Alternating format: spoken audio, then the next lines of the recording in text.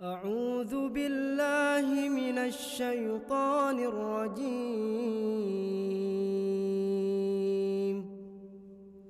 بسم الله الرحمن الرحيم.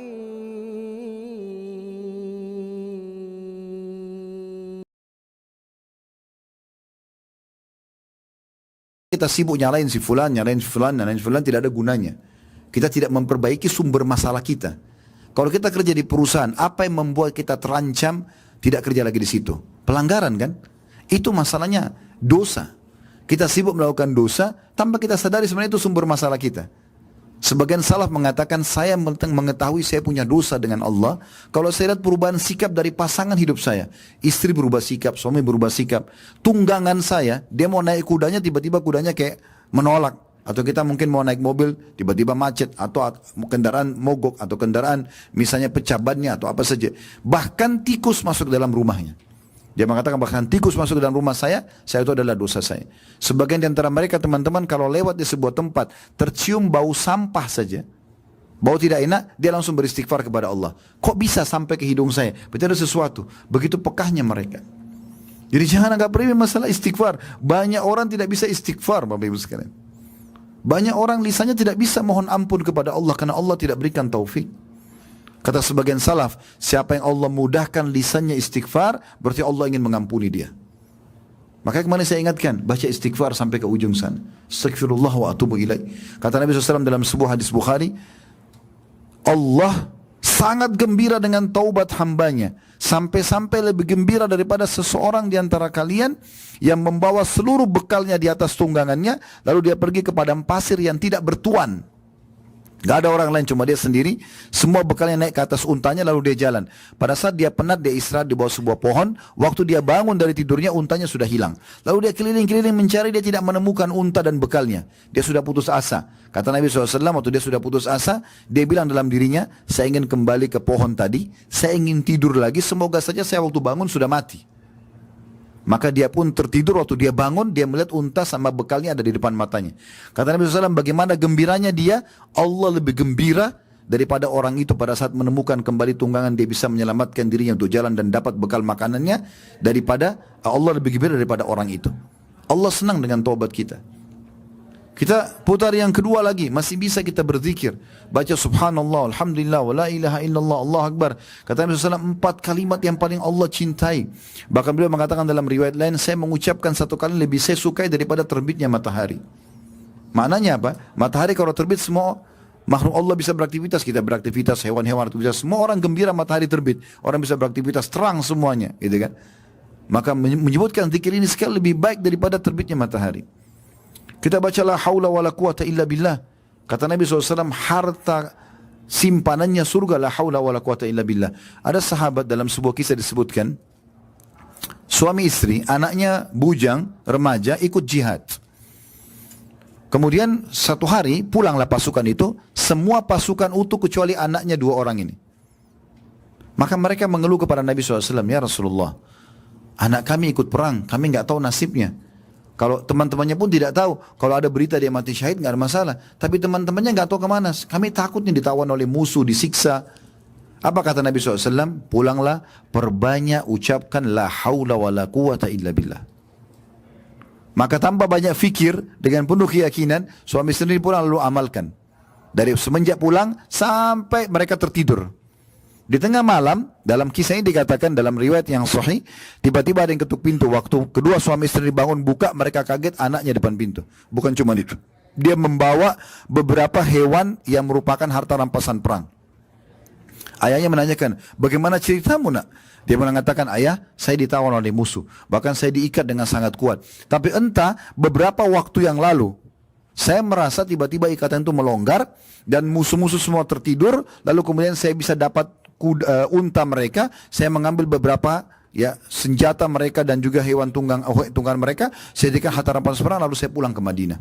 Dan ayah ibunya tiba-tiba berpikir, waktu anaknya mengatakan beberapa saat yang lalu, itulah di saat mereka mengucapkan la haula wa la quwata illa billah. Itu yang kita baca kemarin. Banyak orang tidak tahu dan tidak mengamalkan ini.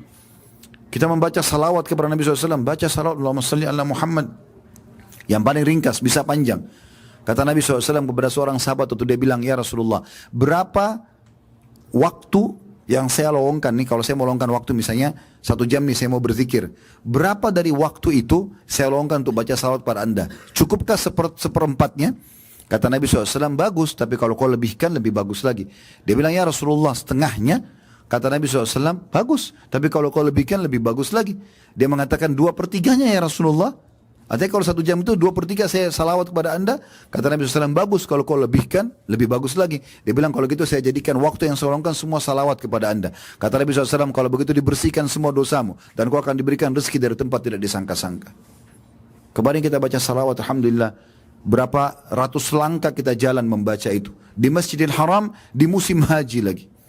Dan kita berada di 10 awal bulan Zulhijjah. Yang kata Nabi SAW, ma min ayyamin al-amalu salih fi ahabbu ila Allah min hadil ayyam ya'ni al-ashr. Tidak ada hari-hari sepanjang tahun, kata sebagian ulama, bahkan Ramadan pun 10 terakhirnya kalah dengan yang kita sekarang ini ada, 10 awal bulan Zulhijjah. Kata Nabi SAW, tidak ada hari-hari sepanjang tahun di mana semua jenis amal soleh wajib ataupun sunnah lebih Allah cintai dibandingkan dikerjakan di 10 awal bulan Zulhijjah. Dan kemarin kita umrah di 10 awal bulan Zulhijjah. Kita pun sekarang masih menunggu sambil ibadah 10 awal bulan Zulhijjah. Maka kata para sahabat, ya Rasulullah, walal jihadu fi sabilillah, wahai Rasulullah, jihad pun di jalan Allah, keluar meninggalkan keluarga, meninggalkan pekerjaan, bisa disiksa oleh musuh, bisa dibunuh. Sama itu juga belum bisa mengalahkan pahala amal yang dikerjakan di 10 awal bulan Zulhijjah, walaupun sunnah. Makna hadisnya walaupun sunnah. Kata Nabi SAW, walal jihadu fisabilillah, jihad pun di jalan Allah belum bisa mengalahkan amal-amal yang dikerjakan di 10 awal bulan Zulhijjah, walaupun jihad. Illa rajulun kharaja binafsi wa mali wa lam yaji bidzalika bi syai'. Kecuali seseorang laki-laki yang keluar membawa seluruh hartanya, membawa jiwanya, dia punya 10 miliar dikeluarkan semua diinfakkan, kemudian dia pun mati syahid, dua-duanya habis, baru bisa menyamai amalan yang dikerjakan di 10 awal bulan Zulhijjah. Maka ini amal-amal yang mulia. Sudahkah kita syukuri semua ini teman-teman sekalian? Nikmat Allah yang melimpah, di masalah kita kerjakan saja itu. Gugurkan rambut-rambut kita pada saat kita cukur, pahalanya besar sekali, luar biasa. Dan terlalu banyak nikmat-nikmat yang lain. Coba peka teman-teman melihat nikmat Allah di sekitar kita. Bahkan kadang-kadang subhanallah, ada hal-hal yang kita anggap mungkin itu buruk, padahal sebuah nikmat. Ini saya kadang-kadang sampaikan contoh di pengajian, saya ingatkan kembali. Contoh misalnya lapar. Kalau kita tanya apakah anda mau lapar, jawabannya orang pasti tidak mau lapar. Tapi sudah paham gak teman-teman sekalian, kalau tanpa lapar gak enak makanan itu. Contoh misalnya kita sudah kenyang nih, udah makan 2 piring makanan, udah kenyang. Kemudian kita dikasih lagi ayam bakar, dikasih lagi apalah jenis makanan yang paling kita suka, kita gak mau makan lagi karena sudah kenyang. Tapi kalau kita lapar, nasi sama sambal saja enak. Berarti lapar itu bukan ajang untuk keluh kesah. Selalu kita bilang aduh lapar. Kenapa aduh lapar? Alhamdulillah lapar. Karena lapar itu pintu untuk nikmatnya makan. Sama juga dengan haus. Dengan haus, tenggorokan kita kering, kita jadi nikmat sebenarnya. Karena nikmat jadi minum.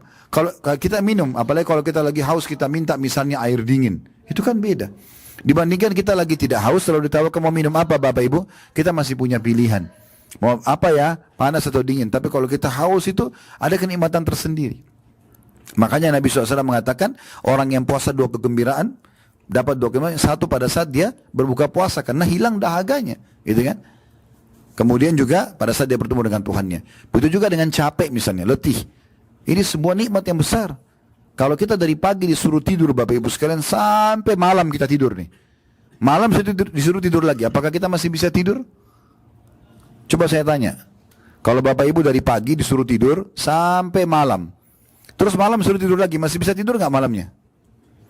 Hah? Mana ini? Masih hidup nggak? Susah tidurnya ya, karena kita kan sudah tidur dari pagi sampai malam. Kita tidur dari jam 8 pagi sampai jam 6 sore. Terus kita jam 10 malam suruh tidur lagi, susah tidurnya, karena sudah banyak tidurnya. Tapi kalau kita dari pagi kerja sampai maghrib, capek nih. Pas ngantuk tidur malam hari, capek. 2 jam aja sudah nikmatnya luar biasa. Berarti mulai sekarang Bapak Ibu kalau lapar, kalau haus, kalau capek bilangnya apa? Alhamdulillah. Bukan selalu aduh, ya. Keluhan terlalu banyak. Lihat orang yang masih di bawah kita. Jadi kita bisa bersyukur kepada Allah SWT. Kalau kita punya sepeda, jangan lihat orang yang punya motor, tidak akan bersyukur. Pasti kita akan selalu, ya kalau kita tidak bersyukur. Tapi kita lihat orang yang masih jalan kaki.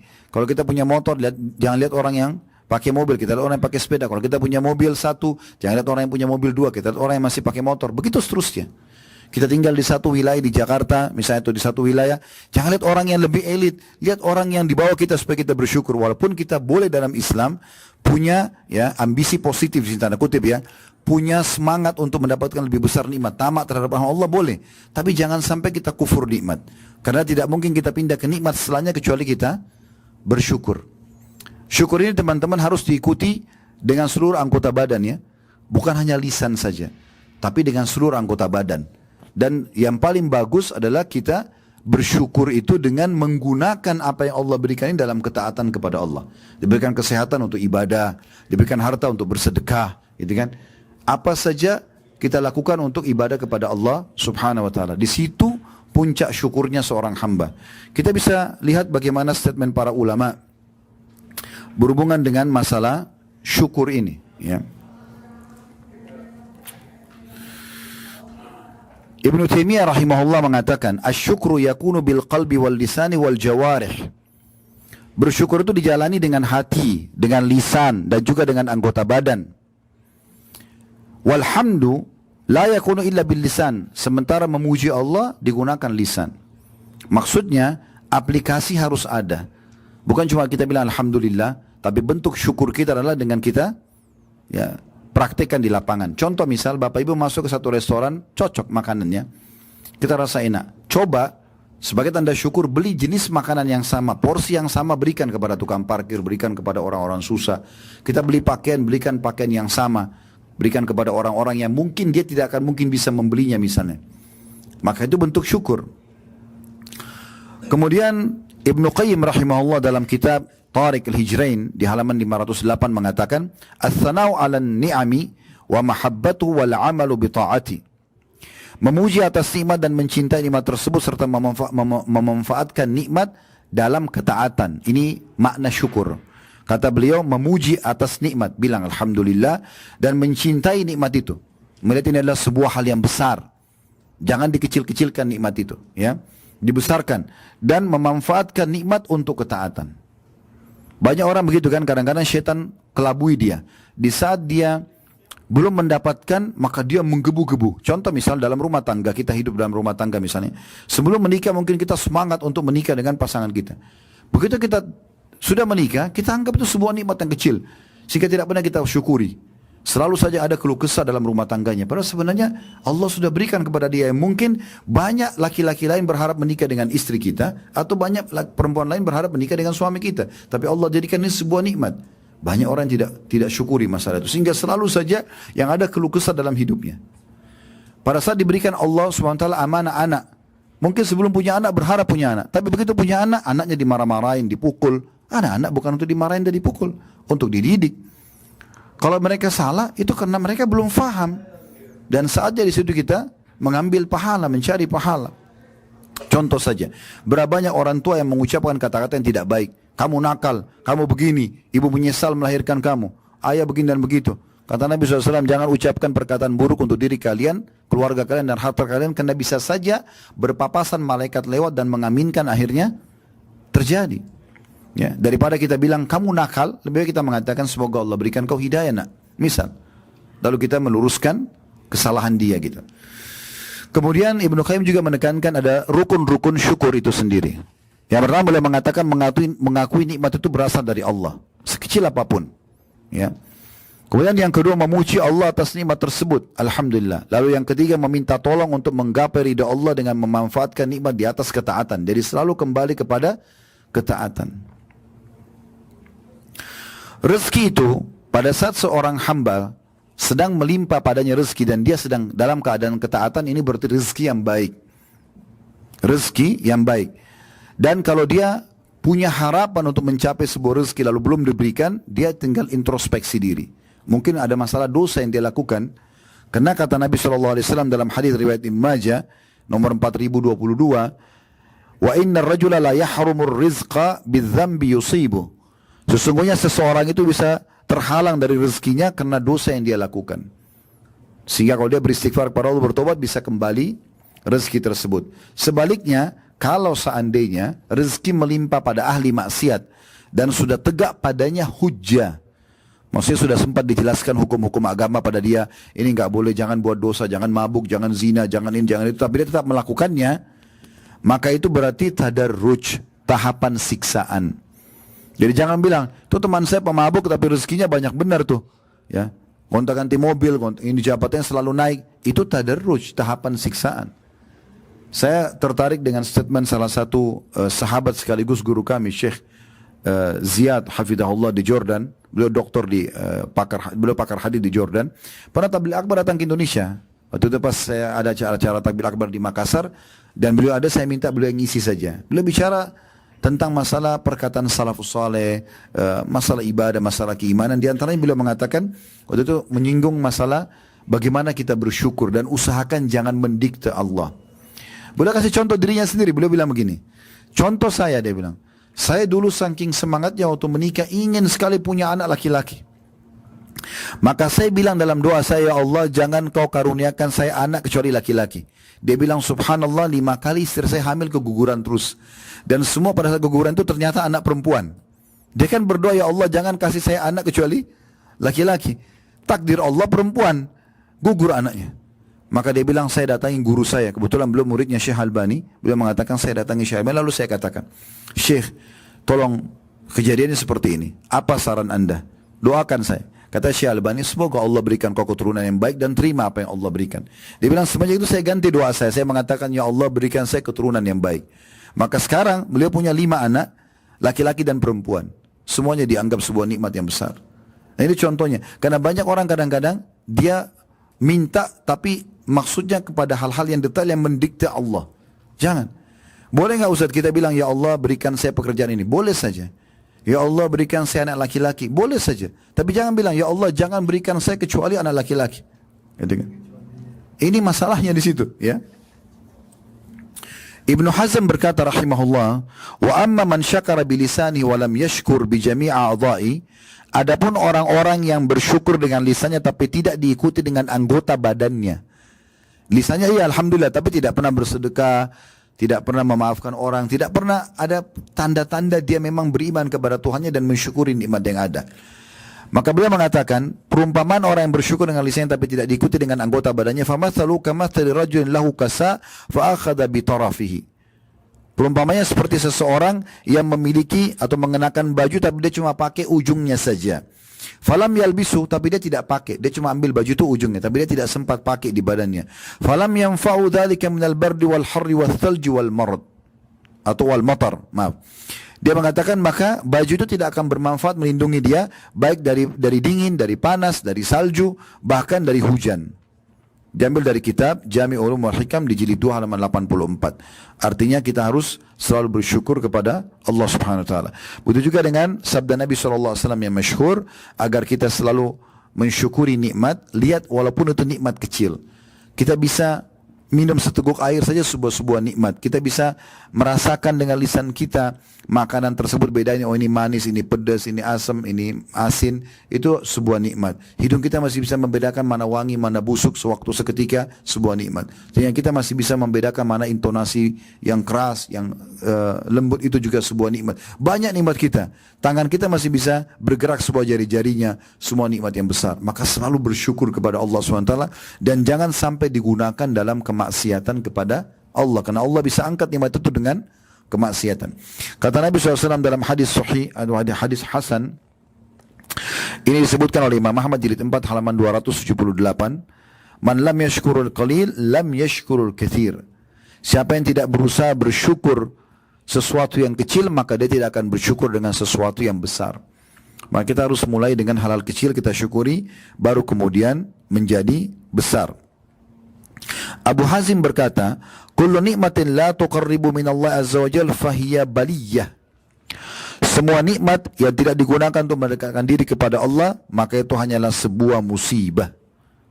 Oleh karena itu, untuk mendapatkan apa yang dijanjikan oleh Allah Subhanahu wa taala dalam surah Ibrahim, a'udzu billahi minasyaitonir rajim, la in syakartum la azidannakum wa la in kafartum inna adzabi lasyadid. Kalau kalian bersyukur saya akan tambah, kalau kalian kufur maka azabku akan pedih. Itu dengan cara kita bersyukur terhadap hal yang kecil dulu, maka yang besar akan kita dapatkan. Sebagai penutup teman-teman sekalian, setelah ini kalau ada yang mau bertanya silahkan. Kalau kita membiasakan diri sibuk dengan ibadah sunnah, misalnya sholat-sholat sunnah, maka pastikan sholat wajib kita aman. Karena tidak ada orang yang melalaikan sholat wajib mau sholat sunnah, itu nggak ada. Tapi kalau kita biasa sholat qobliyah, sholat ba'diyah, sholat duha, sholat tahajud, sholat wajib kita pasti akan lebih terjaga. Kalau kita biasa puasa Senin, Kamis, Ayyamul Bid, puasa Ramadan datang biasa aja. Orang yang biasa umrah pergi haji begini ringan bagi dia. Ya. Orang yang biasa sedekah kecil, maka yang besar juga dia tidak ada masalah. Maka ini semua masuk dalam aplikasi hadis tadi. Ya, maka kita syukuri teman-teman sekalian. Selalu banyak bersyukur. Bahkan subhanallah, saya setelah sekian tahun mempelajari agama ini, saya mengambil sebuah kesimpulan sederhana. Kapan kita selalu bersyukur dan beristighfar? Digabungkan dua itu ya. Bersyukur atas nikmat semua, ada salah kita mohon ampun kepada Allah, pastikan tiket kita sudah siap untuk menuju ke surga. Tapi banyak orang subhanallah yang Allah katakan dalam Al-Quran, wa qalilun min ibadiyasy syakur. Tapi sayangnya sangat sedikit hambaku yang mau bersyukur. Ingat cirinya tadi saya katakan, bersyukur itu orang yang jarang sekali berkeluh kesah, bahkan tidak berkeluh kesah dengan lisannya, tapi selalu bersyukur. Ya. Sebaliknya orang yang kufur nikmat justru banyak keluh kesah, sebesar apapun nikmat selalu kecil di mata dia, sehingga semuanya salah. Bahkan termasuk diri dia sendiri, kebanyakan dia anggap dirinya berbuat kesalahan padahal sebenarnya dia sedang mungkin tidak berbuat salah. Allahu a'lam.